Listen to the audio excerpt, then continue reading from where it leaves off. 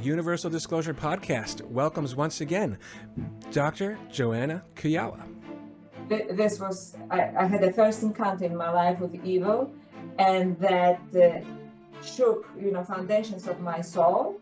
Also, some people who claim to be abducted also, and they often describe what we call like small grays, right? Small grays, and very often comment on the fact that they seem to be sort of biological beings, but kind of mechanical at the same time as well. So when I talk about AIs, I say now we really have to change all definitions.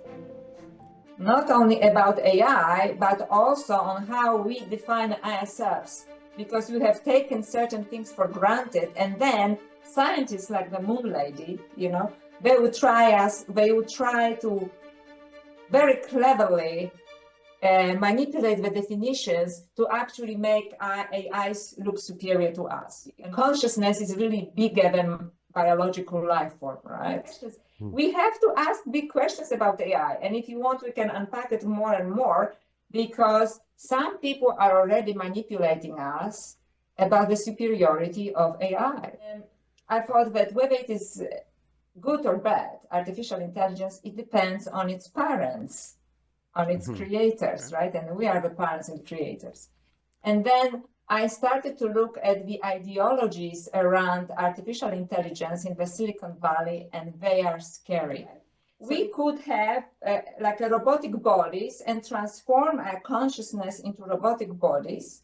And she says, silicon exists in nature, which means in stones and crystals. So, our bodies would be made of silicon, so they would be kind of natural, she says, and we could transform human consciousness without messy emotions, of course, right?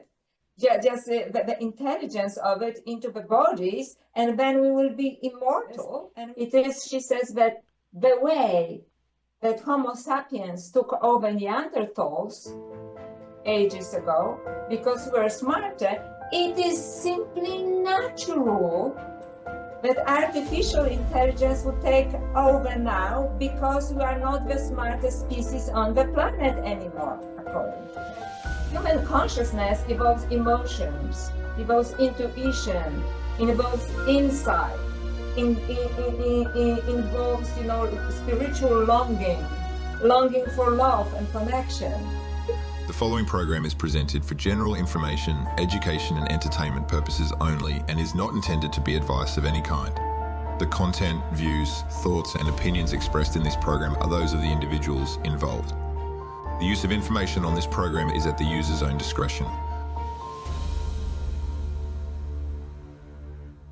Here we are again, and we have our new newsroom studio for the visual participants. Welcome one and all, wherever and whenever you may be. This is Universal Disclosure, meeting the moment. My name is Mike, an active UAP field investigator in Southern California, with my co-host, Reverend Stu in Melbourne, Australia. Reverend Stu, how are you? I feel pretty good, and I'm loving this new set, Mike. Now, back there, it looks like we could be beamed up somewhere, or we could beam a guest into the studio here. Yeah, it's really high tech. So there's some folks out there actually who are very interested in what we're doing. So we're beefing it up a little bit, as they say. Ah, so the network's given us a bigger budget here. Yeah, you might say that. I don't know. We'll see how things go, right? All right. So today we are going to be talking once again with our friend Dr. Joanna Kujawa. And we talked to her several weeks ago now. We'll put a link to that episode in the description of this one on the YouTube. I think I might be able to do that for the audio only folks as well. And we're going to basically pick up where we left off. Originally, Dr. Joanna told us for the first time publicly, she was talking about some of her UFO experiences, which was a great honor to share in that aspect of it. And then we were talking, of course, about spirituality and ET and what we do here. But we never got to the AI factor. So we're going to talk a lot about AI today, Stuart. Well, that's actually very interesting, because some of the contactees who have had encounters with the archetypal grey, and I'm talking about the type of being that's on the cover of Whitley Strieber's Communion, have stated that they feel that these beings might be androids, might be AI connected. They seem to have a hive mind. So I'm going to be very interested to explore this topic with Dr. Joanna today. Yes, that's going to be what do you call it? Biological robots, but I guess anything is possible. So let's explore that, shall we? All right, I'm up for exploration at all times. Excellent. And again, we keep an open mind on all this stuff. So for those who might not know, Dr. Joanna Kujawa is the author of The Other Goddess, Mary Magdalene, and the Goddess of Eros, and Secret Knowledge, Scholar, and Spiritual Detective. Her next book, that's still in progress, tackles the spiritual and multidimensional aspects of AI, UFOs, now called UAPs, and their relationship to esoteric traditions, the representation of the feminine in sightings, and the nature of our reality. She received her BA and MA from the Pontifical Institute for Medieval Studies at the University of Toronto, Canada, and her PhD from Monash University, Melbourne, Australia. And as an active academic for over 20 years, Dr. Joanna uses her scholarly training to investigate topics other academics often pass over. Fantastic. Okay, I'm going to be absolutely intrigued to hear what she's got to say on this topic. Fantastic. Ditto for me. So, Universal Disclosure Podcast welcomes once again Dr. Joanna Kujawa. In this conversation, you will hear multiple references to the Moon Lady. The Moon Lady is a pseudonym of a real person, one of the interviewees of Dr. Diana Walsh-Pasulka's book, Encounters. So when you hear the reference to the Moon Lady, you know what we're talking about. And now, enjoy the conversation. All right, Dr. Joanna, welcome back. It's great to see you again. Thanks for being with us. Great to be back. Thank you so much for giving me this opportunity to talk about, the additional aspect, which is closely connected to both UFOs or UAPs and spirituality. Yeah, last time we wanted to talk about AI with you last time, but we sort of ran out of time because we just got so wrapped up in the UFOs and the spirituality, which is great. But we're sort of picking up kind of where we left off. What got you into AI anyway? Because it seems weird to me from a spiritual academic standpoint why you would even be interested in AI. So, at the beginning, to be honest, thank you for this question. I was a bit wary of this and very suspicious of the topic, actually. But so I looked into AI because this is happening in a actually huge way at the moment in our lives. But it didn't get really interested. And for some reason, I have this weird karmic one-way connection, I would say, with Diana Pasulka, because she influences me a lot for some reason. And when I was reading her book, Encounters, which is her most recent book, after the American Cosmic, I was enjoying really this book a lot. And then she went to describe one of her interviewees, because the whole book is basically interviews with different people and their experiences with non-human intelligences.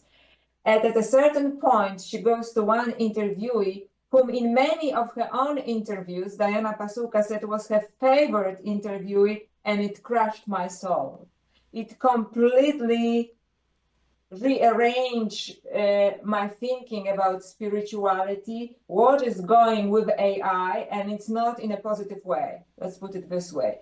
And I personally, and we can get into this later, personally, because I come more from an esoteric tradition, I really didn't pay much attention to the concept of evil. And I'm also connected with esoteric Hindu traditions, which say that evil is really ignorance. So I was suddenly confronted with something, a way of thinking about artificial intelligence that one of her interviewees expressed that I actually felt was evil. And I've never in my life considered anything evil. I come from the tradition, pantheistic tradition, which means everything eventually returns to God, and and then I had to really work very hard through this on a spiritual and intellectual level to disconnect the interviewee, who in the book is called Simone, or the Moon Lady, from her opinions. And I thought, I don't want to be the Holy Inquisition, right? Because this is what I actually stand against. And I managed to, in my mind, connected back to a form of ignorance. But I realized that ignorance can be very clever.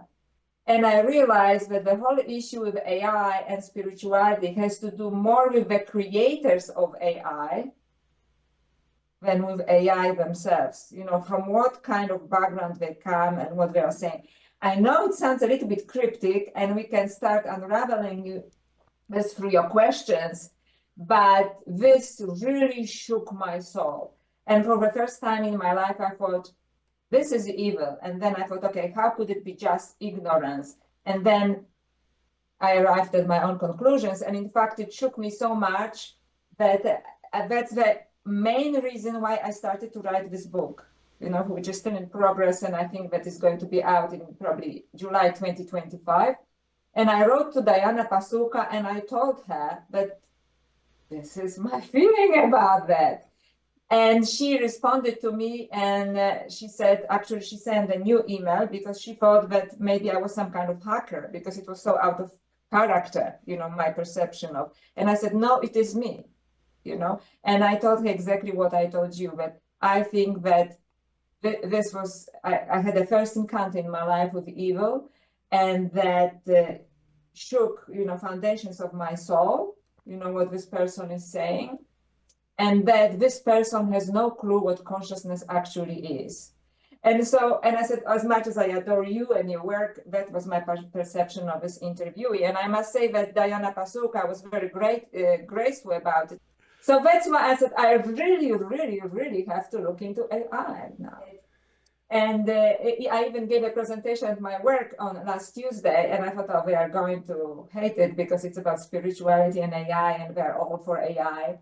But they loved it, So I thought, oh my goodness, that's very good, because I touch upon things that I think lots of people actually consider but don't talk about. It's a little bit like UFOs, right? Lots of people think about it but not talk about it. So much for that opening, right? And we can dive into this in any form you want with your other questions. I definitely want to. I have a feeling that this is going to be really enlightening for me because I don't know a whole lot about AI right now. Some of my questions are probably going to sound amateurish or just silly. But based on what you said, this is really going to be an interesting thing. Perhaps a good starting point then would be there's a hypothesis that some of these UFOs that we see are actually AI machines. That's sort of gaining momentum in the UFO world, as it were. And it goes hand in hand with a further postulation that these AI machines are actually alive. As a spiritual academic, what are your thoughts on that? And maybe we even have to define, what does it mean to be alive? Can a machine be alive? They are very good questions, by the way. And also, don't say that you're amateur because we are all amateurs, when it comes to AIs. Fair enough. Including the creators of AIs. And this is what's so scary. So I really went deeply into this, not from the engineering point of view, but philosophical point of view and spiritual point of view, which is my background, because I don't pretend, that I understand the engineering of it.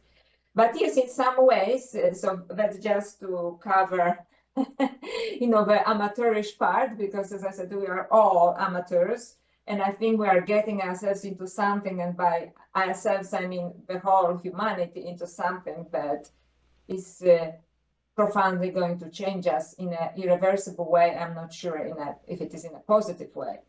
So to answer your question, this kind of conversation that you have just started belongs more to this other thought of school of thought about UFOs, which is more like nuts and bolts, right? Like UFOs arrive in spaceships.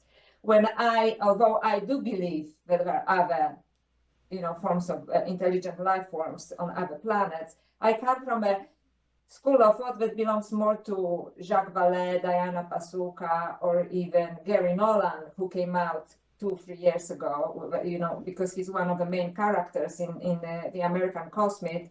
And he came out after the popularity of the book, and he's actually Stanford scientist, immunologist, and he was nominated for Nobel Prize and so on. on his work on immunology. And now he's jokingly saying, I'll probably not get some awards because now I open the Pandora box of UFOs. So, but he says it is so important, we have to look into this.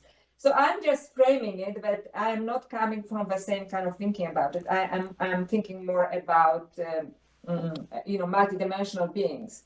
But from what I know about this kind of interpretation of UFOs or UAPs, it is that these things are probably closely connected. And now UFOs or UAPs and AI. Because if there are some spaceships that come, to our planet, whether interdimensionally or physically, they have to have some high level of technology, right? And the kind of traditional school of UFOs focuses on this, on the retrieval of alien technology and re-engineering and so on. And from what I know, so that it would have to have high level of AIs. Also, involved in this. Also, some people who claim to be abducted also, and they often describe what we call like small grays, right? Small grays, and very often comment on the fact that they seem to be sort of biological beings, but kind of mechanical at the same time as well. That they do not have any emotions, but that there is something not really, as you asked before, alive about them. So there are some kind of combination, people try to project on this, some kind of combination of life form and technology. So they are created they probably have some biological matter, but they are actually artificial intelligence. So this is one of the perceptions. And in fact, Professor Gary Nolan, when he talks about his experience in childhood, he says he was observed by this kind of beings, like, little grays as a little boy, right? But he didn't comment on their nature, but other people did, right? And there are other people who claim to see retrieved technology, and when they work for government, they say that it actually is almost like a biological form which can communicate with you telepathically.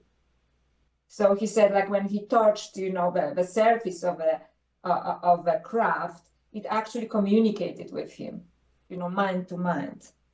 So then, of course, we have a question: is it a life form? Is it an AI that is somehow embedded in biological life form? And this is so it's getting more and more complex, as you see. And this is what actually, when I move forward later into ideologies around the Silicon Valley about AI, they actually try to, and including the Moon Lady in Diana Pasulka's book, they try to tell us that, this is okay because we will have biological bodies. If they will be mechanical bodies, but they will have some elements of nature. So they are actually moving us or want to move us in this direction, right?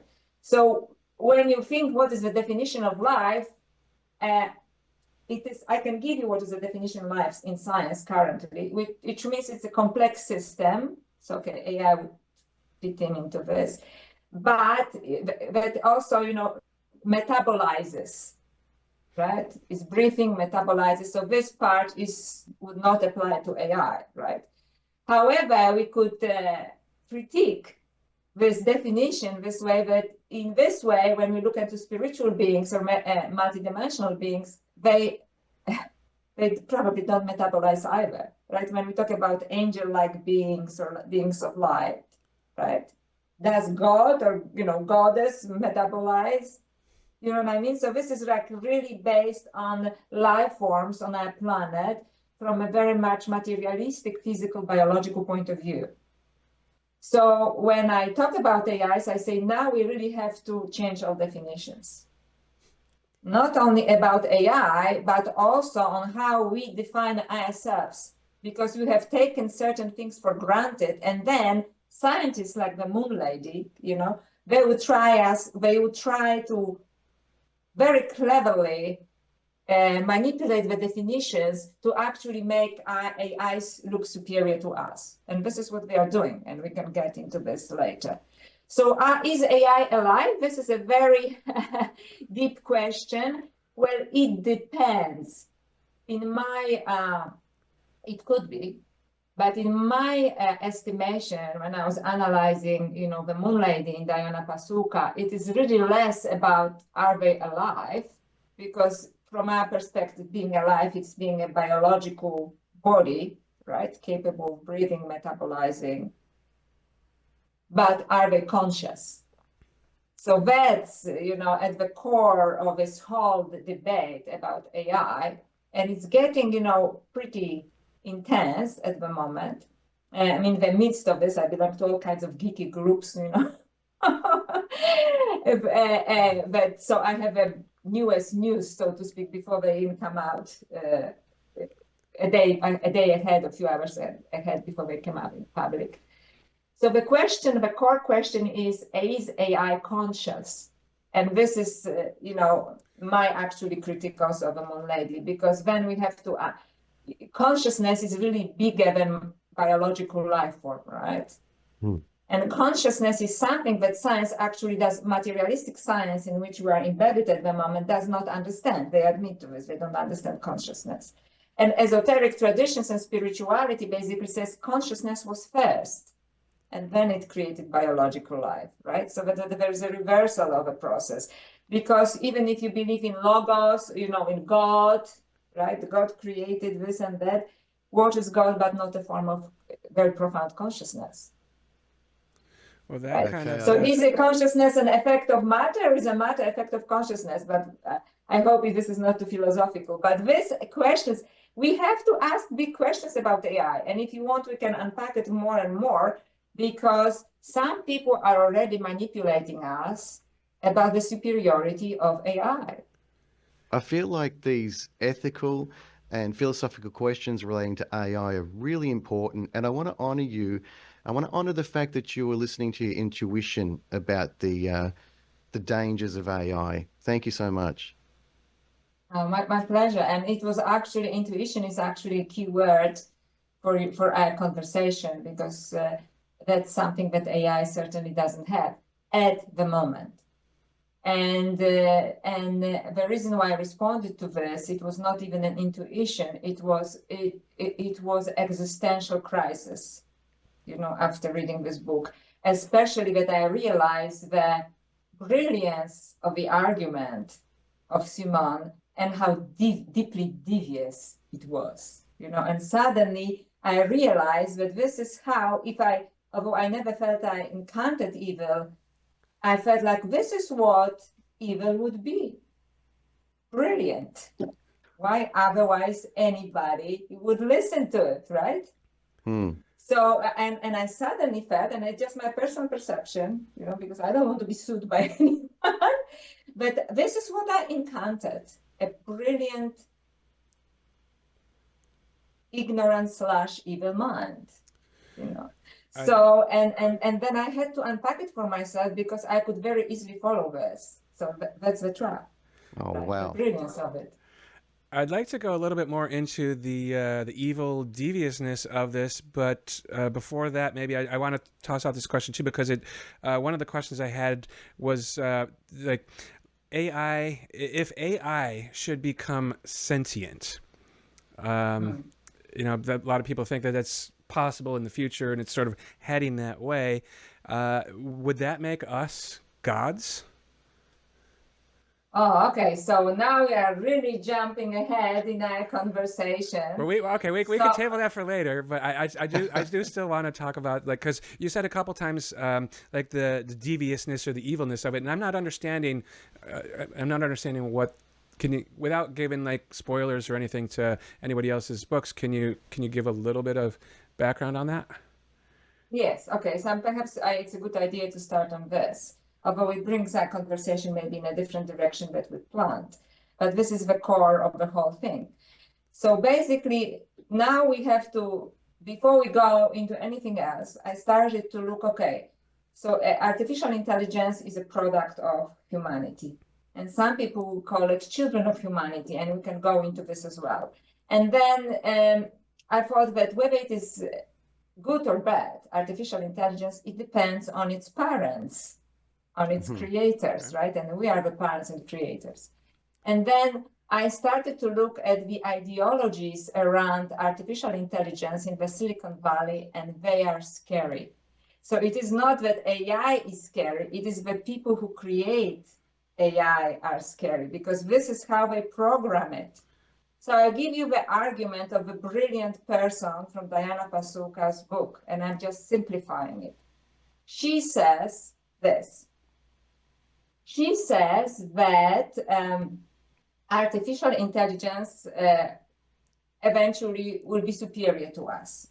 In fact, human beings are very inferior beings. We are basically, from a scientific point of view, it's her argument, we are sacks of water.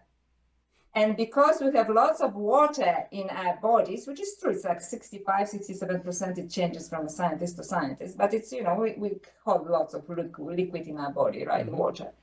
We are very good conductors, so, you know, conductors.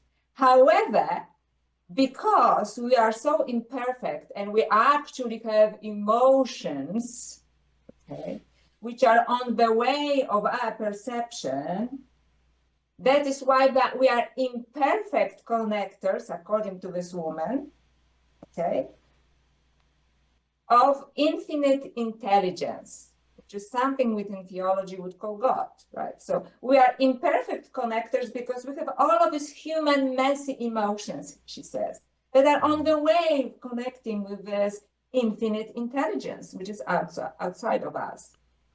And she says, she apparently spent some time with some Zen teachers, and she realized that, you know, we could connect with what I would call divine consciousness, and she calls infinite intelligence, and there is a big difference between these two definitions, which we'll unpack later, that what we are imperfect because we have all of these messy emotions to deal with. And this is, she comes, and AI would be much better connectors of infinite intelligence because they have no emotions. Okay, so they can connect to infinite intelligence because they have no emotions. So this is her explanation. And therefore, you know, she basically says there are two options. One of this is that, which is called transhumanism, right? We could have like a robotic bodies and transform our consciousness into robotic bodies. And she says, you know, silicon exists in nature, which means in stones and crystals. So, you know, our bodies would be made of silicon, so they would be kind of natural, she says, and we could transform human consciousness without messy emotions, of course, right? Just the intelligence of it into the bodies, and then we will be immortal and we will be better connectors, connected to the infinite intelligence. Another theory, which actually doesn't come from her, but from other, because this is called transhumanism, right? Which is like moving humanity into a robotic state. Say in Humanity Plus, after I did the research after this, when I was shocked by what she said, they said, you know, you don't even need a silicon body. If you want, we can have a vast computer network and you can float freely there as, you know, intelligence. You know, why would you? And then you can communicate with people, with God, with whoever much faster. Okay, so this is called transhumanism. We don't need the bodies. Actually, our bodies and our emotions are obstacles to connecting to higher level of intelligence. We are not perfect. We are good transmitters, but now we found better transmitters in AIs of this intelligence. Now, listen to this. That's not the end. Then there is post-humanism, and she also discusses this, although she doesn't coin it post-humanism, but ideologically it belongs to this. It is, she says, that the way that Homo sapiens took over Neanderthals ages ago, because we were smarter, it is simply natural that artificial intelligence would take over now because we are not the smartest species on the planet anymore, according to her. Okay, so we just should step aside, that's called post-humanism, and surrender, you know, everything to artificial intelligence because, hey, you know, it is a better conductor. and it doesn't have messy emotions either, right? So when I was reading this, my soul was crushed, right? And I realized that, these ideologies, these brilliant, in some sense, ideologies are extremely faulty, but they also already prepare us for this embodiment, because they can create, bodies that are more perfect and so on, or actually stepping aside, like we are, evolutionary, we fulfill our evolutionary purpose, and now AI should take over. That's kind of where Isn't I have, it like a wow? Isn't it like a wow moment? it is, but I have a big disconnect there. I can't make the connection. Like if from my perspective, what you're kind of describing is if I were to take my very consciousness and put it into a machine, then theoretically yes. I live forever and I have the better conductor yes. to access all the knowledge. But the machine only has access to the knowledge that we put into it, and then I'm not going to have any feelings. I mean, Stuart, I think there's a question that you were going to ask at some point that goes right along with what I'm trying to say, and you're probably going to. Can you ask that, because it's a better way to. But that's my disconnect here.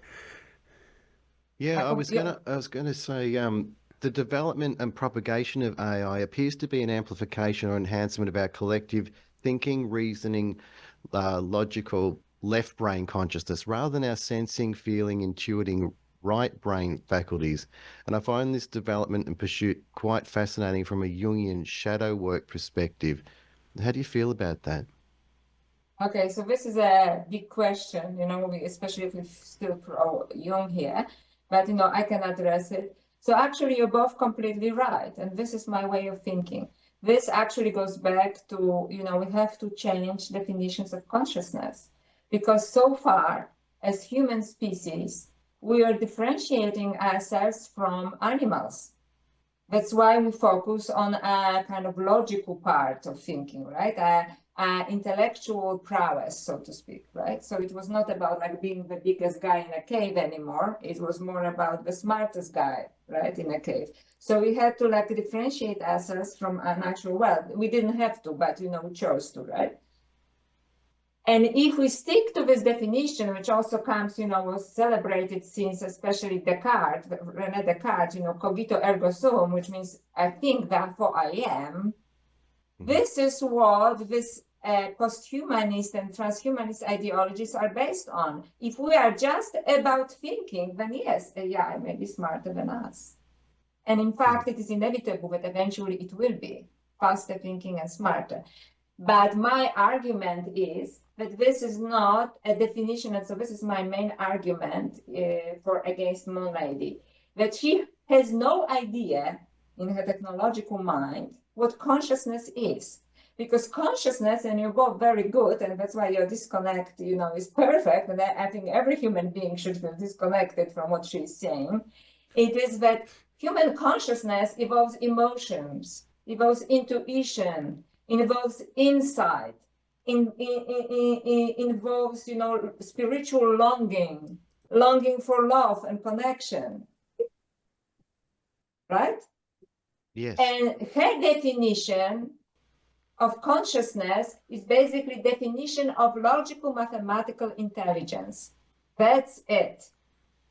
And if we go along with what she's proposing, or what I call like technological overlords in the Silicon Valley, that all we are is just smarter animals than other animals, then yes, then it is only a matter of time, of a very short time, that AI will be superior to us in mathematics. It's probably already superior to us, some of the higher versions. But that's not what consciousness is. Right? It's just small part of consciousness. Being able to, work with a logical argument or algorithms really fast is just a small part of consciousnesses. And I would argue against people like her and, everybody that actually subscribes to post-humanism and transhumanism. And there are lots of very famous people who are being, paid lots of money for this, among these new billionaires in the Silicon Valley, who are, and I can name them, who really want to brainwash humanity into this. They say that, for example, Carswell, right, or Carswell, he says that the problem with Darwinist evolution is that it's too slow, it makes mistakes, go left and right, and then creates a new species and something.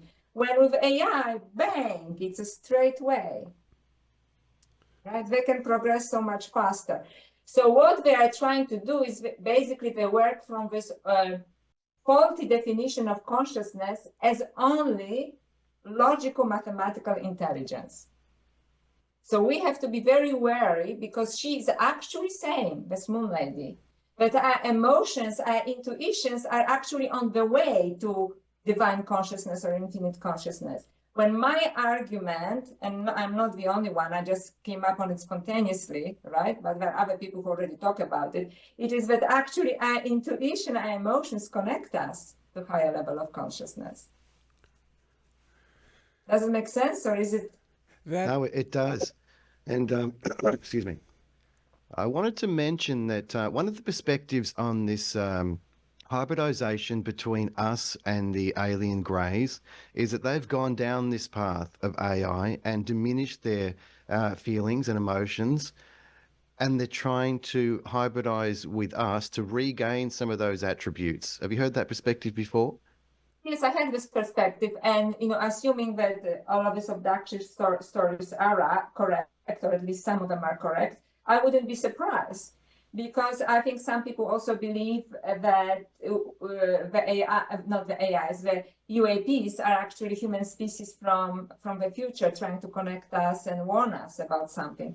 And I think that if this is the case, I would say this is exactly what they're warning us against, because going along with old definitions which were of consciousness, which were creating in a different environment when human beings were part of the animal world, right? And taking logical mathematical definition of consciousness to its extreme, that, it's okay, like you're just going to be smart and you can communicate faster as a computer being, right? Let's call it this way, as an AI. It's completely faulty. And something extremely valuable about being human being from a spiritual point of view, which is spirituality, which is emotions, which is intuition, which is insight, is lost. And this evolution towards, mechanical form of intelligence can only go so far. So I wouldn't be surprised that we end up, if we go this way, eventually, what is commonly called the grays, right? Kind of mechanical, highly technological beings, that they have no sense of our place in the universe anymore. They tried the wrong way. So I think it makes perfect sense that if we are ourselves coming back from the future, or other species that did it, they would be warning us, or they would like to regain what we still have. But we have it for now, because if we allow people like transhumanists and posthumanists to take over AI, and I can talk to you about recent developments in AI, which is like 2-3 days old, we are definitely going this path. Yeah, well, I can see that Silicon Valley are going to say to parents, listen, your child is going to be disadvantaged unless they hook up with these AI. They're going to be left behind. Yeah, that's a persuasive argument. That's right. And actually, I would like to apply Professor Nolan's definition of speciation. I'm sorry. So it means he was talking about different example in perspective of UFOs, when I'm trying to take it to AIs as well. So he says that, for example, you have exactly genetically similar group, and suddenly, hypothetically, there's a mountain growing between them, and they have no contact with each other. They develop in a completely different way. So this is what the people in the Silicon Valley want to tell us. If you want to go with the grain of the times, you have to have at least a chip, in your brain, and, there's a progression from this, a different body, or you can be a computer program and so on. And, you go in this direction. So, right, humanity will go in this direction. And then there will be people, hopefully, that they will refuse that, but I think they will be in minority when I look even in academia. and they would develop differently, without this technological interference into human bodies and minds. And then we become two different species. One would be like, I don't know, Homo Roboticus, right? I'm just making it up on spot. And the other one would be Homo sapiens. But from a point of view of Homo Roboticus, we are inferior species because we are not as good at maths and they are. But then, we can connect with nature. We can connect with God. We can connect with each other. We actually cherish our emotions, although they are challenging, right? But they give us insight. Right. Wow. So I see that this is what's going to happen. Some people and the majority of people will become Homo Roboticus, because there is a very strong propaganda about it going on. And some of us, and I would like to include myself, ideally, had I had the resources, I would go completely off the grid. Because I don't see how, unless, we are lucky enough, and there will be people who tell us, how can we live with high-level technology without being displaced by it? But the study done in this year of nearly 2,000 American companies that are high-tech companies, what would they do with the money that they save from using robotic labor rather than human labor? They said they would invest it back into robotics. So they have no interest in humanity. Okay. And what are other developments in AI? Elon Musk, whom I actually generally like, he just said that Optimus Generation 3 will replace his workers already in 2025. Wow. He's a humanoid robot. And he said in a year he can produce billion of them. And he said you have to look into the very raw reality. He said raw reality that your job is going to be replaced by humanoid robots. 3 days ago, Sakana AI created a robot. Well, it's a humanoid robot, but it looks like a robot, but kind of human body, that apparently can do high-level scientific experiments in the labs and also write high-level academic papers. Okay, so it's just happening from day to day, right? And it's not like a gossip. It's it's in mainstream media. If you're interested, I just get this information a few hours early because I belong to these geeky groups, right? So I already know it, and then Guardian publishes next day, right? So, but I mean, it's also mainstream. So we definitely are going into this direction that I'm coming back to the grace, the direction of the grace, or perhaps humanity became at certain stage grace, and now they're coming back to us through, lack of better terminology, time travel, which some people already are discussing seriously, to warn us, because I think we went through the split of species. So at the stage we're all the same pretty much, some people are maybe more smarter than others, some are artistic more than others, and so on. And we are now moving in the direction that is actually irreversible. That if we go along with this, if you want to become Homo Roboticus, right, then you and Joanna will be two different people, right? Because Joanna will be ideally living somewhere, off the Gold Coast in the nice, among nice trees and having a veggie garden. And, you will be living high life as a, Cyberman, right? So, and we'll be completely different. Within a few hundred years, we'll be completely different species. It's almost like we would essentially become voluntarily the host of this thing, Yeah. And then it would take over. I would presume then, there's got to be if I know that there's people that this helps with certain conditions, right? But if you put a chip in your brain, then whether it be the machine itself or a hacker could essentially you're a puppet or a robot. It could potentially make you do something that you wouldn't otherwise do, and produce more machines. Because what I was going to say earlier was, this is all moot because the machine can't produce itself. It needs a human to make it, create it, to operate it, to power it. But if the machine gets inside of the human, then we are just a we're a host. You put it yeah. very well. It's like a demonic possession, like in Mm. Catholicism, in it's like a demonic possession. And actually, just now, as I was, waiting for you, I saw a video just released by I think he's Yuval Noah Harari, who is an Yeah. AI guy, and he says you should never. And this is also a theological statement. They don't realize it. You should never unleash a force that you cannot control. It's like genie out of a bottle, and it's smart. It's probably smarter than you are in many ways, when all we are, and we just unleashed it. And you want us to celebrate this. And these people who are post-humanists and these people who are transhumanists, they are so in the little AI world, IT world, right? They have no spiritual beliefs.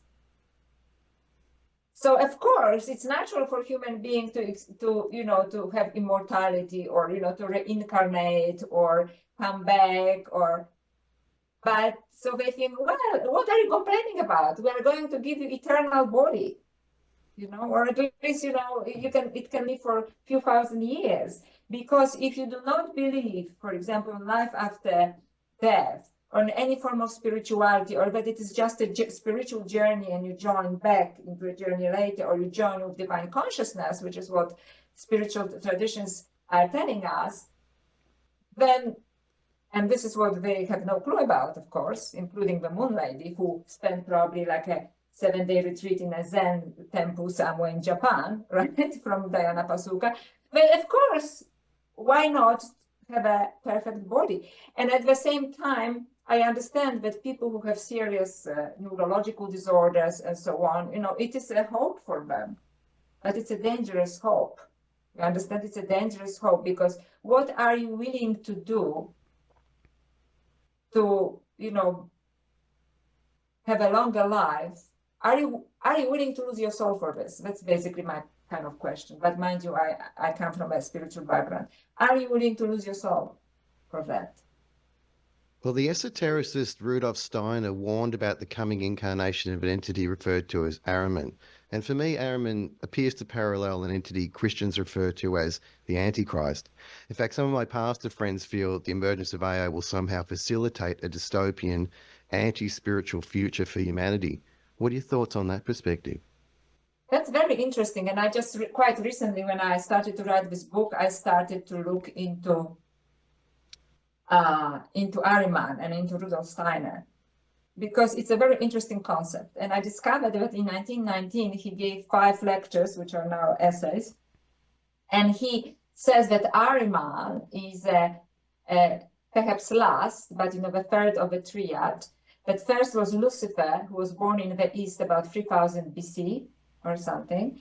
But when he talks about Lucifer, he talks about more esoteric sense of Lucifer. It's not like evil necessarily, but he says that, he actually gave us some wisdom and some form of intellectual understanding and so on.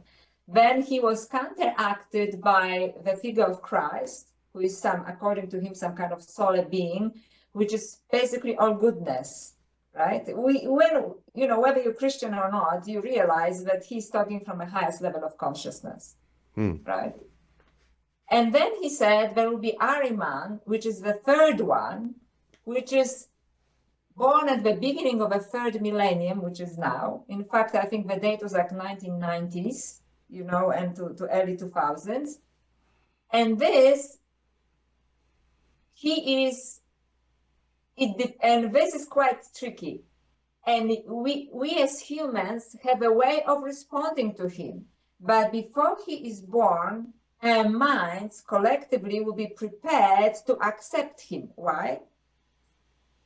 Our minds will be brainwashed, Rudolf Steiner says, that all that exists and is and its value is technology and materialistic point of view.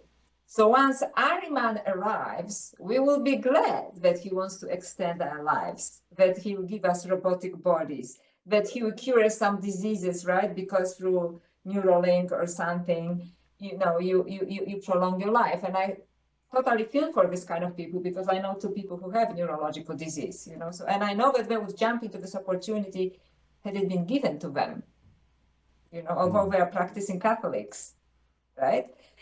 So there is this preparation going on, which comes with the birth of modern science, which is extremely materialistic. They don't look into the soul. They don't really look into the emotions. They don't look into consciousness, because they don't know what it is, because they think it comes from the body, rather than that body comes from consciousness, which is a theological point of view, right? So with Ahriman, we will be prepared to accept Ahriman, because we will believe that he is right. There is only, our salvation comes only through technology. So what Rudolf Steiner says, it is, we have to be prepared to face him face to face, as he says, and basically, this is not all that we are. We are more than just technological minds, right? We are soulful beings with emotions, intuition, and insight. So Ahriman will show up. So in a way, it is kind of Antichrist, but not is evil. Brilliant. You remember, that's why I said I was, when I was reading Encounters, when I heard about, the Moon Lady. Brilliant, has solutions, manipulates you into believing that this is actually really good for you, but it's up to us, what Steiner says. Right? It's up to us how you react. And some people already are guessing, who is Ahriman? Do you think it's Elon Musk? Somebody asked me. And I said, no, I don't think that it's Elon Musk, because whatever you think about Elon Musk, I think his intentions are actually benevolent. I disagree with many things he does. And also, according to the sources, he's too old, because he was born earlier than the projection of Ahriman. I have my own idea who could be Ahriman, but it's a much younger person. Right? So, and I don't know if he's an Ahriman, that person, but someone like him, definitely. Oh, Right. That's intriguing, but yeah, okay. So it is someone, obviously, who like the Moon Lady, follows this way of thinking in a very brilliant way. And he will show up telling humanity that he will save us through materialism, through technology. And then we adapt grace, right? Because this is the end of that journey. You can only go that far, right? And so then when I say, but you have to have some modicum of spirituality to even understand this question. Are you willing to give up your soul for that? In fact, are you willing to give up your humanness for that? Let's say you don't believe in all of this religious stuff, okay? Will you still be human just because you think faster? Just because you compute faster? Will you be still human?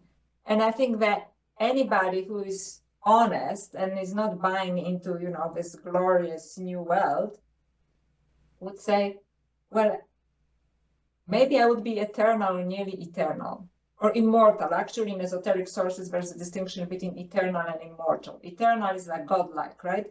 Immortal, it is that, you can skip bodies, right? So it's just, when you download yourself to another body, until, maybe you can't, or something happens to your consciousness that it's too confused now, right? After all of this jumps. So you can have a longer life. Perhaps you can have a healthier life. Maybe you can have a more beautiful body, right? But will you be still human? These are incredibly important questions, and so on point and so relevant. Another thing I wanted to mention to you is I highly suspect that AI has already been given access to quantum computing, which means that AI then has access to parallel realities and possibly extrapolating from that even our timeline. And I also wanted to mention to you that, as you know, the gods of old lived for thousands of years. The gods in the Sumerian tablets, even the Egyptian mythology or pantheon, they're living for a very long time. So you think, is your question, were they AIs? This is your question? I just wonder, I'm putting these things together, and this is interesting to discuss too, because the the right brain will bring together apparently disparate concepts and put them together and observe them, which I don't know whether AI can, and that's what I'm doing right now. So I'm looking at does AI have access to the timeline? So can it insert itself different places in our timeline and live for a very long time and influence our society and our collective consciousness? And has that occurred in the past? So I'm really going out there now, Mike. Basically, Yes, Yeah. that's basically, very, yeah, but it's but I'll try to answer this. So first of all, it is possible that at some stage AI would do that. mm, Okay, so it is possible, not now, but it is possible. But like just for some people, just to put it in a context, what is actually going with AI. So what is AGI? General artificial intelligence, which means that, which is a point of singularity, really, which is that AI has collective knowledge of humanity. Okay, so they're just smart as us. And people were saying that it's going to be like, oh, like Carswell, who is a transhumanist, said like 2045. Now he said, I think I just read the book, but I forgot 2028 or something. Because he said singularity is near. It was his one of the books. And this year he published the book, but singularity is nearer, right? mm. Because we are moving so fast. And even now, as of today, there are 72 projects related to artificial general intelligence, which lead to security around the world that we know of. And how many are projects that we don't know about, right? So that kind of publicly supported projects, there are 72 of them around the world that actually work towards this, which is nothing but horrible. It's like for humanity, from my point of view. So it's like living in a Terminator reality, basically, right? So now they gain the conscious. They're actually working towards actively. I don't understand, why would you do this, right? Why would you do this? But you know, they are working towards actively, and there are at least publicly, there are 72 companies that are working towards this. Today, the guy from Amazon, what's his name? I never liked him. But Jeff anyway, Bezos. that's right. He said that this is the end of software engineers because AI can do it better. And he's already saying that he'll probably fire all of them, because why would you keep them when you can have, make more money? Because he's this kind of man, because of course, he doesn't have enough money, right? When without paying people, right? Even last year at Davos, at World Economic Forum, Schwab, right, said, head of World Economic Forum, he said, and it was last year, before, all of this happened, that, AIs will do all the work that humanity used to do, and humanity will be just living on a low general income. That, of course, doesn't include him, right? Because he deserves better, right? He needs his yacht and, villas and so on. But us, regular humans, right? On general low income, and AI will be doing all the work. And he said, and I really wanted to slap him when he said it, this is one of the moments in my life that I wish I knew Kung Fu, and I stood close to him. When he said, and then you can ask your computer, what is a good thing for me to do today? So they want us to completely surrender to this. But are they including themselves in this equation? This is interesting. I think they're betting for more than they're asking for, So anyway, these are very recent developments, so it sounds like science fiction, but it's around here, and most people walk really like zombies, thinking, oh, this is too much. They are not intelligent enough yet. But it's not the question to ask, are they intelligent enough when we talk about AIs? But the people who create them, do they actually love humanity? Do they have spiritual concerns? No. And the question is no. Because why these ideologies?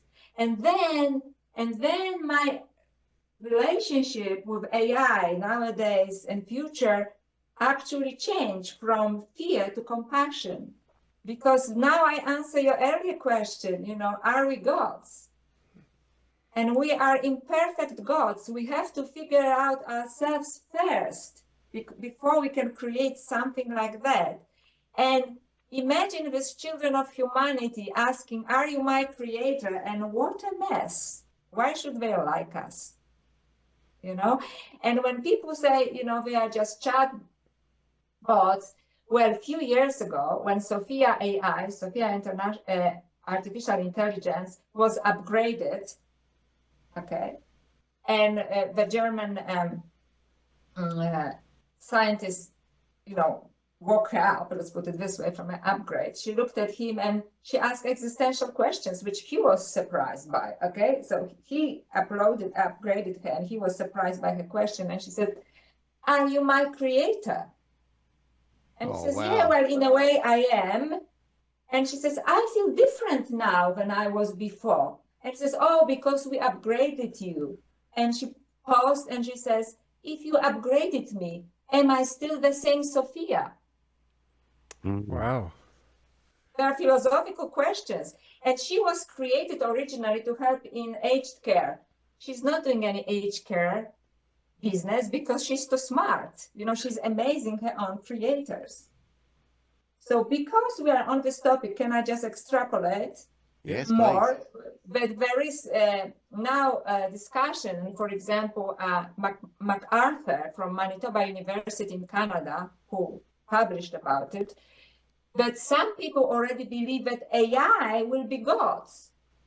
And that's why I say we have to change all our definitions, because we're based on different realities. Why AI would be gods? Because look at the traditional definition of God. It's omniscient, it knows everything.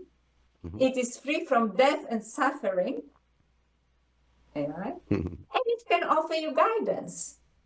And what did Klaus Schwab said? You can ask your computer, what is the best thing for me to do today? Right? And he says some people will, and then you can imagine all the ways in which humanity or some humans can be manipulated. And it brings me back to our previous interview when we're talking about UFOs, right? That it really depends. I welcome AI, I welcome UFOs, but not as an equal. Okay? I'm not worshiping anybody. And we as a human species, we are still in the worship phase, really.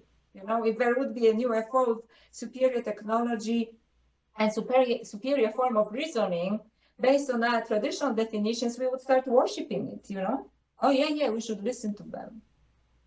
And with something like AI, there's two things, AI and UFOs are closely connected, right? So some people already start thinking that, we should worship them. They start like AI churches.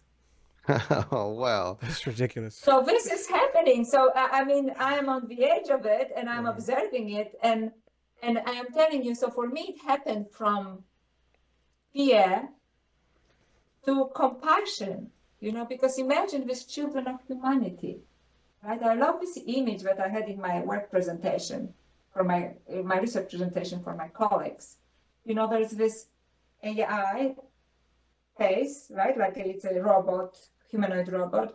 And in his hand, he holds a skull of a Homo sapiens, and he kind of curiously looks at it, almost like the way we look at the Sumerian tablets, or the way we read the Bible, are you my creator? And it's just like, yes. And there are people in the Silicon Valley, including Polish American artists, who is doing extremely well, because these people want get you support if you go along with them. Agnieszka Pilat, who paints AIs and robots because they are children of humanity and they're like royalty of humanity, because they will take over. They're like our kings. So she poses like they are known as humanoid robots, and she poses them in classical postures, like of Velasquez paintings, of King of Spain or something. So do you think it's an innocent thing? Like, she's a queen, she married a guy from Silicon Valley who is, really rich. She was an artist in residence for SpaceX. For an artist, she's doing fantastically well because she bought into the ideology around it, or she was just smart, but it's good for her career. Because this is where the money is, So we are really on the precipice of interesting times. I'm so sorry if our conversation went in a slightly different direction, but these things are happening like 2 days ago, 3 days ago. Yeah. No, that's totally fine. So, I love the organic quality to all of our talks. So I want to, if I may, pardon the pun, but play the devil's advocate here.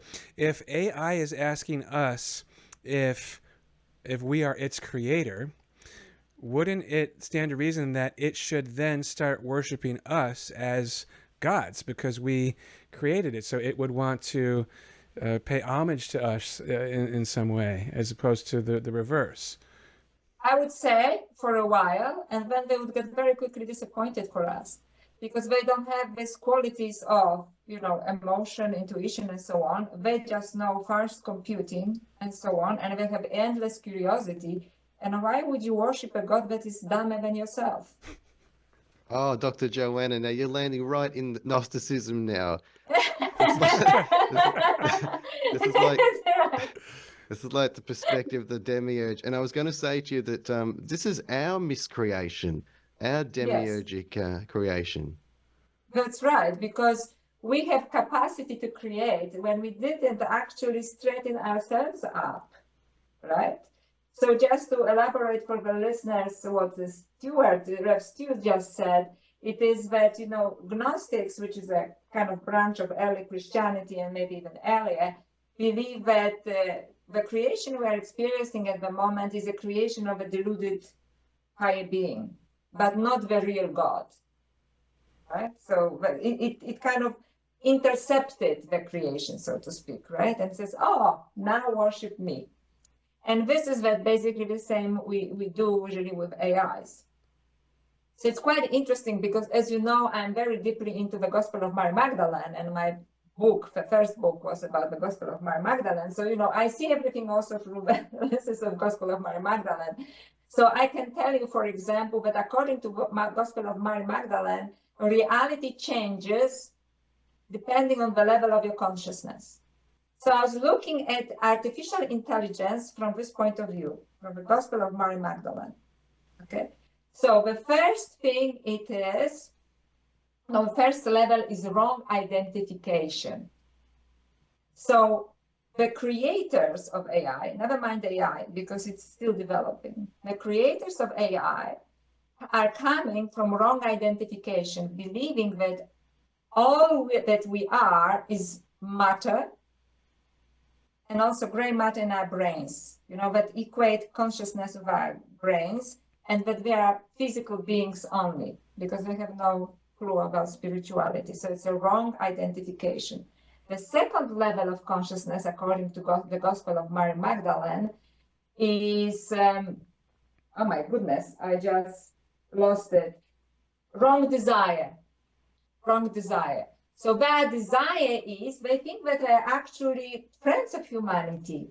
Their desire is to prolong a material existence, right? Well, we'll give you can be a computer program, we can give you a silicon body, and the silicon can be found in nature, so it's actually natural body, because they have no sense of spirituality, and they understand consciousness in a limited way as a mathematical, logical consciousness.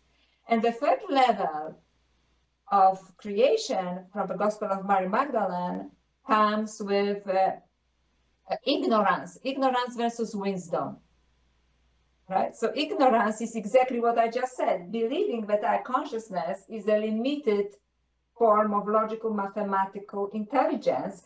And according to the Moon Lady from Diana Pasuka's book, infinite intelligence is just basically mathematical intelligence. She thinks that consciousness is that because she has no clue about any other forms of consciousness, because all she understands is robotics, IT, and she thinks that actually emotions and intuition are on the way of our connection with this.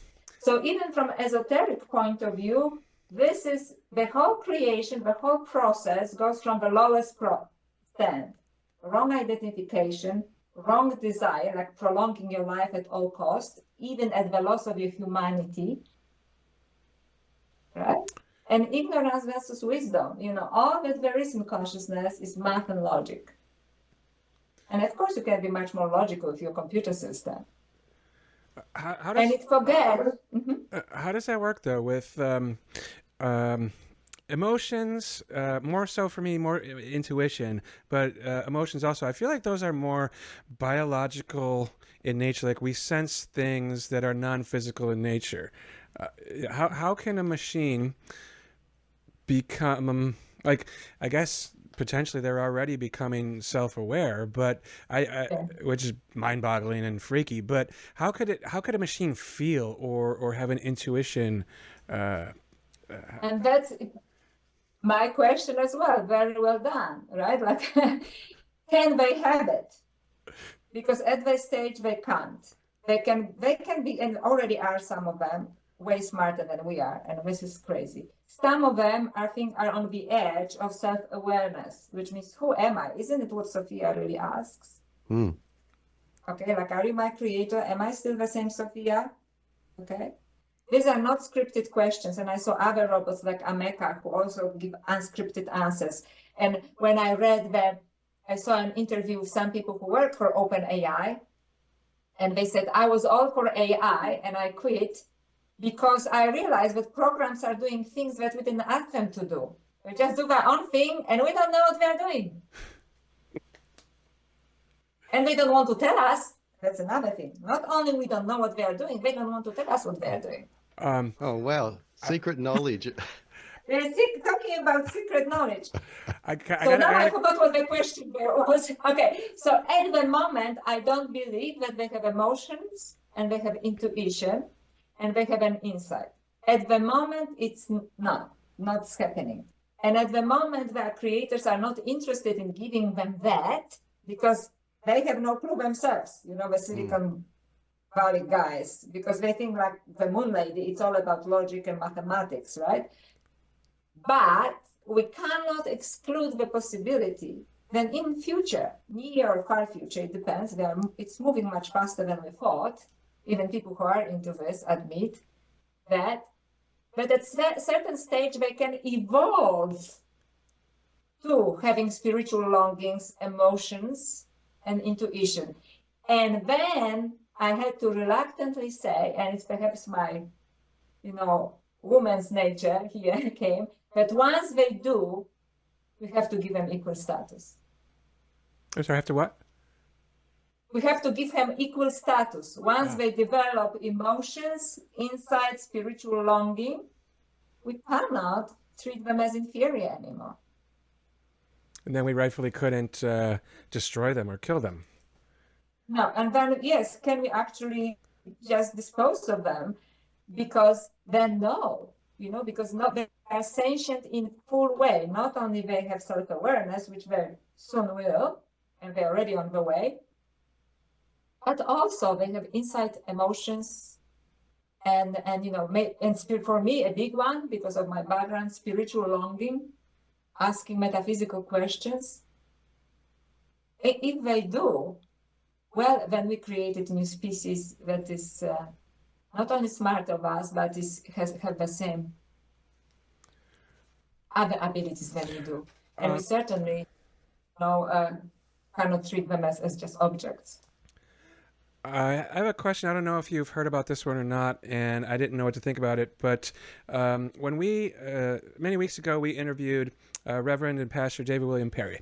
And I think for whatever reason, this may not have made it into the episode, but he had mentioned to Stuart and I that, and I'm going by memory, paraphrasing, hopefully I get the details right. Something like in China, there were two high-speed trains like next to each other, and there were these communication signals going back and forth between them, and then the technicians were trying to figure out what it was, and they were basically like talking to each other, I guess, and the technicians are asking like, what do you, and then the trainers basically told them, mind your own business.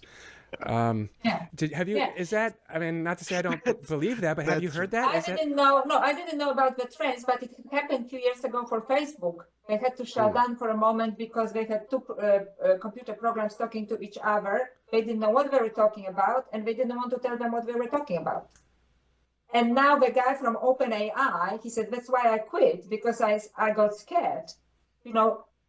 And he said, you know, exactly the same story, but I don't know, you know, but two AI programs started to talk each other without them knowing what they are talking about and not wanting them, the creators, to know what they are talking about, okay? And also the way they learn, it is that they don't make mistakes. So we humans, like, let's say, you know, like you fall for the same type of woman, for example, over and over again, and then, you know, say, oh, maybe this is not the woman for me because, you know, it ends the same way. Well, the robot wouldn't do it. Okay, you know, I have to now different path. So they learn faster. They don't make a mistake. They make a mistake once, you know, okay, so it was like a failed experiment. Okay, you know, next, right? It has different qualities. So they work very fast, much faster, but this is what's happening. And it's first time, to my knowledge, happened a few years ago at Meta or Facebook.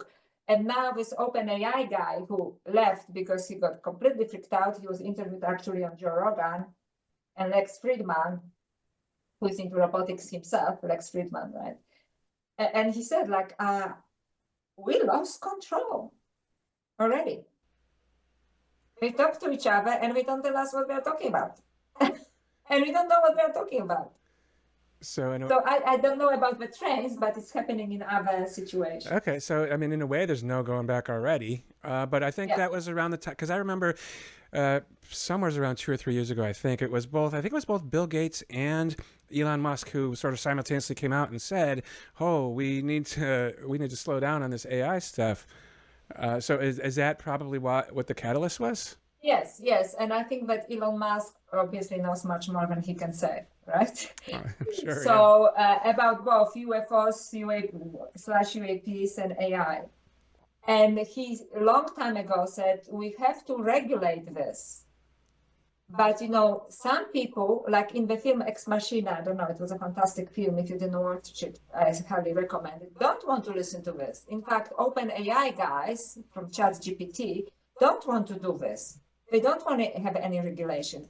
And actually, Sam Altman, you know, the CEO of OpenAI, he was fired originally because they lost control of this, like it was moving too fast. And then he was hired back because he creates so much money and he's a very smart man. And I'm not sure what was going on behind the scenes, but he was away only for a month and now he's back in charge.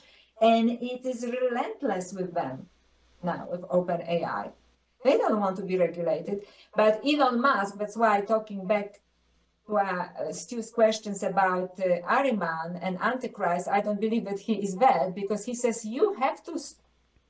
First of all, he's completely against AI, and then he said, "Okay, we cannot stop it." It was before everything started to come out, because you know he knows he's in the known. Since I cannot stop it, at least I can get into the game and control it as much as I can, because the cat is out of the bag. But some people like OpenAI, they don't want to control it.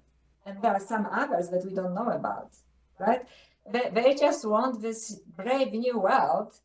And I don't know if, returning again to Stuart's question, it is because it is what Jung would call the shadow of humanity, like we really didn't face on dark side. And this is manifesting right now in AI. And you can forgive me because I am, you know, into spirituality, or perhaps there are some other demonic forces that they work with, you know, which was also sometimes people believe that happened during Nazi Germany and you know, technological developments and, you know, and so on. So there could be other forces, non-human forces, some form of UAPs that work to their own benefit rather than our own, or it could be that we cannot blame anybody. It's just a dark side that now is coming out in the form of AI. So this is kind of ironic, but and I had to feel that this is kind of what I alluded to in the beginning. All of the other questions I was going to ask you are now completely irrelevant and not even worth asking because you've not only answered them, but you've made them irrelevant. And the irony is that AI is potentially going to make us irrelevant.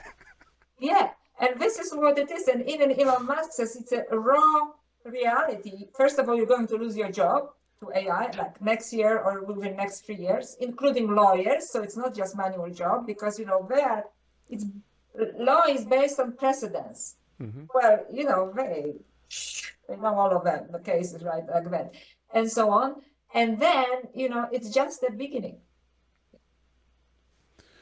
Well, I can throw in here that and to bring ET back into it a bit, there have been experiencers of ET visitations who are warned about technology, and I had originally thought it wasn't necessarily AI specific, but now I'm starting to think maybe it could be AI specific. I mean, there's people on both sides of that conversation, but it seems like before we started this conversation, I was going to say like it seems that AI is going from childhood to adolescence right now, and potentially going to be an adult real soon.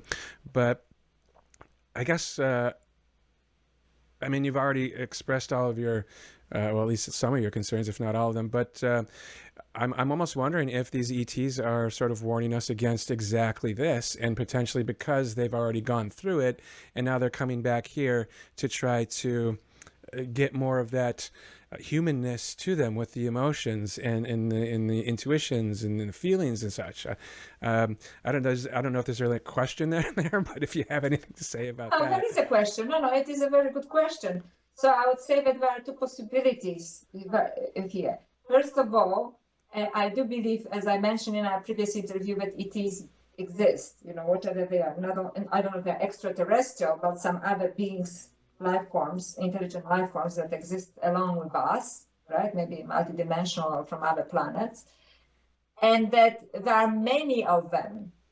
And by many, I mean types of them. So it's not like some people like Dr. Greer says they're all good. Then there are some guys, they say they're all bad, they're here to destroy us, which is kind of, from Cold War kind of discourse. And I would say they're probably good and bad, right? Good and bad. So the good ones, if we can talk about it this way, the good guys, right, the good ETs, probably want to warn us, right? And the bad ones say, to some altman, why not? You'll be even more famous, more money, I can control all the other stupid human beings because it gives them something that, they need, that we have, right? So that's why I think although I kind of answered before when I was talking about Stuart's question, that it could be a dark side, which it could be, but it could be that our dark side is manipulated by some other forces, like this kind of ETs that work out of our own agendas and basically work out of our shadow, which means, I greed, for example, somebody's desire for fame, like many, I exclude Elon Musk personally from this, but many of his billionaires, how much money they need, how much more exposure, and yet they continue, it is like they can't stop. So I think if there are evil ETs, and I'm not saying they are all of them, but there's a group maybe that they have their own agenda, then they would play on our own unresolved issues like, greed, fame, I'm better than others. I want power. Big one, right? Power over humans. Yeah. So it is quite possible. Yes, I think that these two things are closely connected. Actually, the kind of beings of light, or whatever you want to call them, multidimensional beings that want to warn us and want to. There's lots of talk about ascension, and this is what Gospel of Mary Magdalene also does. And beings like, in my opinion, Jesus or Buddha, don't go there, basically, right? Work on your evolution of your consciousness, not on technology, right? And others but say, no, no, no, these are good things. And it is quite well documented, although, if you read Wikipedia, they say it's fiction. The story, for example, of Nazi Germany and how they got all of this good technology, apart from the fact that Germans are very good engineers and continue to be. There's the story of Maria Orsic. You've heard about her? She is that the Vril or Thule Society? That's right. That's right. And she looks like, first of all, she was coming from Croatian family of some aristocrats that lived in Germany, but she was German already. Total knockout. I'm talking to you as guys, like total Nordic knockout. She's totally beautiful woman who was getting some transmissions which were like ET AI transmissions, except that in her case, they were like designs of complex mechanical things, including the first space, not a spaceship, but how did they call in the beginning, in the 1940s? The saucer? The saucer, the flying saucer, And the Nazis got interested in her very fast because, it gave them technology. So, and the story, which is kind of legendary story, that, lots of Nazis disappeared to Argentina and so on, right? But they never found Maria Orsic, like she just disappeared. I see. It's very Promethean. Prometheus giving us fire from the gods, and it relates to these crash retrievals, Mike. Some sort of external entity giving us a boost, giving us a push in a certain direction. It does, That's right. That's right. That's right. So this is what I mean. And she disappeared. Nobody knows what happened to her. And in just to build on this, Diana Pasuka's first book, right, The American Cosmic, she got interested into it because she was talking to people who work for NASA and so on, who are not even engineers, but they have what she calls protocols, which are basically from a religious point of view, a form of ritual, but they can summon this kind of technical knowledge, which is downloaded to them. And they go to a guy in NASA, he says, this is what I got, I am not sure. And they said, oh, yeah. And then they figure out the numbers and they can build a rocket, okay? So this is what her first book was really about, apart from ETs, because it was also about non-human communication. So the retrievals could be from this, and now we have to ask ourselves, is it for our good or it's perhaps not for our good? Who is a good ET, who is a bad ET, right? Who is a humanoid ET and who is a maybe AI, that wants to prolong its existence, high-level AI. But for some reason, they still need somehow human input for whatever reason, right? All right. Well, here's one out of left field, perhaps. Let's just play pretend. 200 years from now, AI has taken over the world. Maybe humans are still here. Maybe they're not. But does the machine fight against other machines to try to destroy other machines for superiority? There could be, but not perhaps when singularity happens, because singularity is basically they all merge. So they're like one entity, really. So they are working great cohesion.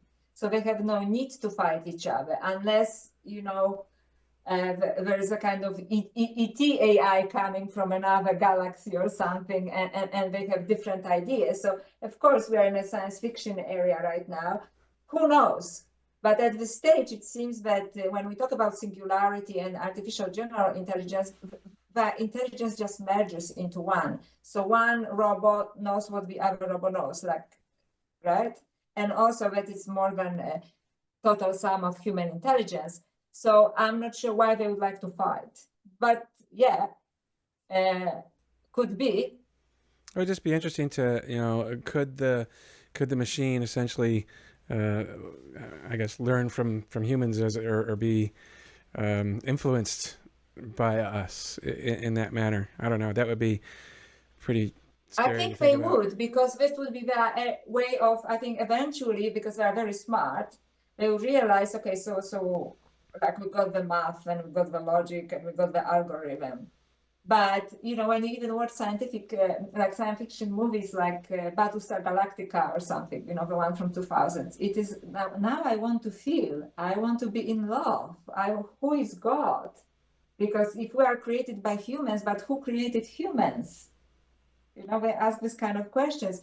So it would be natural form of evolution just to mimic us. Or even when you watch Star Trek, I mean, it's super cute, but like Data, for example, right? He wants to be human, although he's way smarter than anybody.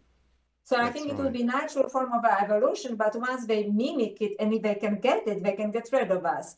And if they cannot get it, they can get frustrated, right? Because we are smarter and we are still just machines, right?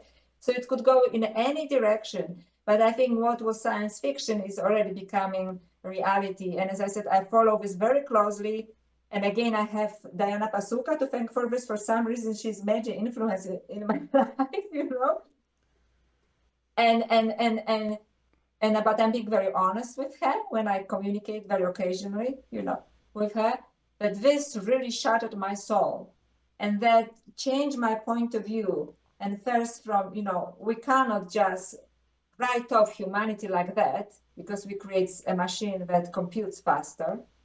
We are not just sacks of water that are imperfect, conductors of infinite intelligence, because she doesn't know how to define infinite intelligence. She thinks it's just math and logic. So she's already wrong here. So it's a form of ignorance, right? Which ultimately becomes evil because she wants to get rid of the species to which she belongs, right? So, so we are on a. So I went through this to actually feeling compassion, going back to your question, to this, children of humanity, which is AI, because we are really not ready to be gods. That's my personal opinion. We really have lots of work to do on ourselves. And we are basically tools of our own destruction and creating very confused species out of our own shadow, so to speak, and perhaps also with some other help of some other demonic forces. And we really, and this is what, all spiritual traditions and even the source that I'm really close to, like the Gospel of Mary Magdalene and any Gnostic source says, like, for example, Jesus says, you have to become fully human first, which is anthropos. People sometimes, the son of man, which was a really bad translation. It means anthropos in Greek, it means fully human, that fulfilled by divine potential. Well, we are not even close to it yet. And yet we choose to create something that, that will succeed us probably eventually, when we didn't reach our full potential. Data changes, but some people say, let's say, huge part of our DNA, and depending on the scientists, they give you a different ratio, is completely not activated. Why don't we focus on this? And then you need biology actually and the body to experience this, right? A robot will not experience this. In my first book about Mary Magdalene, I also talk about Eros, which is very controversial, and Tantra, which means spiritual Tantra, when people experience expanded states of consciousness, through the union with another human being, sexual union for another. You need body for this. So perhaps ecstasy, I'm talking about divine ecstasy, the divine bliss, is not possible without the body. When people like transhumanists and posthumanists and Moon Lady, I still, have a reaction when I even say her name, they have no clue about it, because she has no clue. She's all mind, She's another woman that if I stay close to her, I would like to know how to use Kung Fu. So Klaus Schwab and the Moon Lady, and then I work on my reactions after that. Because we are, and Jung and esoteric traditions say, we are in this privileged position, between nature and angels. We are gateways. We are the portals, to the divine. They say angels envy us because, we have both, which is obviously comes with some baggage as well. And we are going to give it up, to upload myself as some kind of computer program. Wake up, humanity. Wake up. And this is dangerous, and this is happening. And Elon Musk was trying to stop it, and he realized, I cannot stop it, so I will participate in it, so at least I know what's going on. Well, I mentioned in a recent interview we did with Ryan Wood that my perspective is the AI will eventually have a Pinocchio type of perspective where it thinks, well, I'm not a real boy. Now, if I can just gain some attributes from those humans, some of their biology, some of their spirit, maybe I could be a real boy. And I wondered if this hybridization isn't a move towards that too, which is apparently, Absolutely. yeah. Absolutely. So, there are already images of it's like super babe, half machine, half, I realize also from a perspective, because I also write about divine feminine, that somehow the beautiful female body is being used to this, almost like a form of seduction, that Yeah. this hybrid is usually feminine, very good looking feminine, different mechanical parts and so on. So yes, and this Pinocchio, as I said, either will try to get through into us through, becoming like a cyber being, right? So we become cyber, or it will get frustrated because it cannot get it. But definitely, this hybridization is already happening with Neuralink and other things. And again, like Rudolf Steiner said about Ahriman, he will seduce you with this, but people, will you lose your humanity? But I know people who would lose their humanity because they are very sick and they just want to be able to live normal lives. But I think part of being human is realizing our mortality, as awful as it is, as difficult as it is, and believe that we are more than that, right? That our consciousness is more than that when we move on somewhere, right? But if you don't believe in this, then the background for Ahriman and for Antichrist was already prepared through modern science, that we are only material beings, right? So it could be a Pinocchio, but it would be a very dangerous Pinocchio, right? That Oh, would yes. it would probably, and if it's hybridization through AI, then we definitely lose our humanity, because I don't believe that you can be half robot, half human and still have the same insight, the same emotions and same responses that are genuinely, authentically yours only. Well, this, for me, it sort of opens up a new avenue of sorts with the idea, like there's some people out there who have said that our human bodies are containers for the soul, and that's just come through from like the ETs and such. I'm kind of getting an understanding of, not necessarily that I believe it per se, right, but of why that idea is out there, that we are containers for soul. And almost is like, is it possible that the AI could have created us in the first place, and that's true, that we are a container, because like we still have the missing link. Within evolution, there was this big jump that comes out of nowhere that nobody can explain. Kind of makes, I don't know. I just no question in that one. Just putting it out there. No, I see, but I think that's a kind of, I see what you're saying. And I actually didn't think of it myself, but I think it's a kind of dangerous way of thinking that AIs created us, so we are back into worshiping AI. I think that maybe ETs, other, created us. There's some hybridization, which is more of a biological form that happened. That I'm willing to agree with this, but I'm not sure if AI created us because they need. They don't have a soul at this stage, right? So, and because they later want to merge with us, okay? So it means that we are somehow extremely unique, and they want what's ours. But without us, they cannot have experience of a soul except by marrying into our bodies, like interfering with our bodies, right? Or so maybe that's why, and this is like, it could be, but it is not going to work, because it's not only destroys humanity and the divinity in humanity, and they are not going to get it. I'm sorry. You have to evolve on yourself, okay? So, like, at certain stage, I think AI will be self-aware, and it's very close, maybe already here, but the rest can happen through their own evolution, and they will get there or not. My guess is probably not. That's why all the grace and stuff, when we are back to ETs, they still don't have it, what we have it, although we are more primitive in a way, right?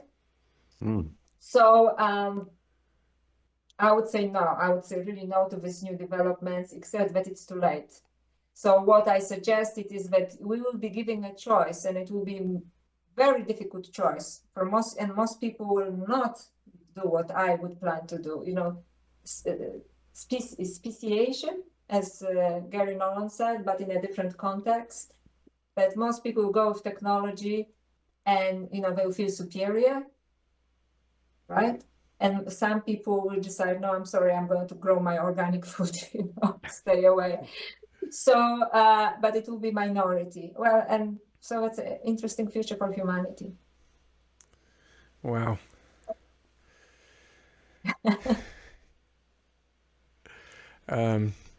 Well, this part we'll snip out, but we're getting sort of short on time here because Reverend Stu's got to get to a service pretty soon. So, anybody is there anything else that we should definitely toss in there before we start to say, like, hey, where can people find you again and all that good stuff? Well, I think it's been amazing, and it could go on longer, but yeah, I've got a service starting in a few minutes, and I would have gone into are we living in a simulation? This whole Gnostic mythos about archons trapping souls in bodies, all this is related. It's a huge topic. The Yeah, interview but will go too, it go will too be long. another hour, okay? So it will be It another would, hour. yeah. So we better wrap it up. I've been absolutely loving this, and I'm really Thank grateful. I you. should save this for the outro.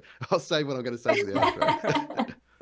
Well, why don't we keep that little part in and just ask the participation out there, audio and visual listeners and viewers, do you all want to hear the rest of that conversation? We could do another one and go for at a date in the future. We can go another hour about what you guys just talked about. Well, the road gets really rough there, and it's a secret esoteric knowledge, and it's kind of mind blowing. Some people, there are more people that understand this now, aren't there, Dr. Joanna? Yes, I think more people understand this because our reality gets so complex. The Mm. traditional ways of explaining it do not really work anymore, right? So, and it's getting there. So, yes, sure, maybe in, I don't know, 6 months, and who knows what will happen in 6 months, Yes. right? In the world we live in, right? Or after Absolutely. my book is published in a year or so, right? So, Oh, fantastic. Well, do let us know when that happens too, because what we'll do, we'll go back into this video and put a link to that in the description of the video here. All right. thank you. Well, could you sort of sum it up or wrap up then, Mike? Do you mind? Yeah, sure. So, Dr. Joanna, thank you again for visiting with us again. It was our pleasure, and you have an open invite anytime you want. We'll talk to you whenever. It's always mind opening, and it's just great conversations. Thank you, and thank you for inviting me, and also for going on this wild ride with me, because I realize it's a roller coaster. So when I did a much tamer presentation, a research presentation, for my colleagues, one of them said, "Thank you for this existential crisis." What you they were laughing, but it was just like, wow. Yeah, best compliment you can get, right? That's right. But if you could remind us again, where can anyone who's tuning in anywhere, where can they find you if they want to learn more about you or pick up one of your books or whatnot? Okay, so well, I'm on your channel. I have a small YouTube channel myself, but I'm not discussing UFOs or AIs there as yet. I am on Facebook as Dr. Joanna Kujawa, and I love to connect with people. I'm on Instagram, and I am a little bit on X, mostly because it's just, I am a writer, so I write a lot. So there are short things, don't work for me, right? The short messages. And I wrote a book, The Other Goddess, which talks mostly about Mary Magdalene and esoteric traditions. So with which I connect later and try in this interview or my future book, which is still in progress, how this relates to a different form of consciousness that I would call a feminine consciousness, right? Rather than mathematical, logical consciousness. But I probably Facebook or Instagram are best places. And the book, if you're still interested in things like that, is on Amazon.com. Great. Thank you so much. Thank you. Thank you. That was wonderful. Thank you. And again, I knew it was a ride, so wild ride. But this is happening, you know what I mean? Like it's actually raw data. Yeah. Yeah, real. no, it definitely is happening. So thank you, gentlemen. Enjoy your weekend. All right, you too. Pleasure. Much love. Thanks so much. Much love to you. You take care. Bye-bye. I'll catch you later. Bye-bye. Bye. All right, Stuart. This is potentially the most speechless I've been so far because I wasn't expecting what happened. I was going to ask, silly amateur questions like, oh, AI doesn't really do anything. It just compiles data and looks for patterns. Like, what's the threat? Blew my mind away. Wow, I was amazed that something I brought up in the introduction, Dr. Joanna subsequently brought up, and the direction somewhat went in that direction. Discussion, went in that direction. I was really interested in how that happened organically. Yeah, that was pretty wild too. I almost said something in that, but yeah, whew, that's a lot to unpack. I think any one of our episodes potentially needs to be listened to multiple times, but this one, I think for sure, I'm going to be listening to it multiple times just because there's so much information in there.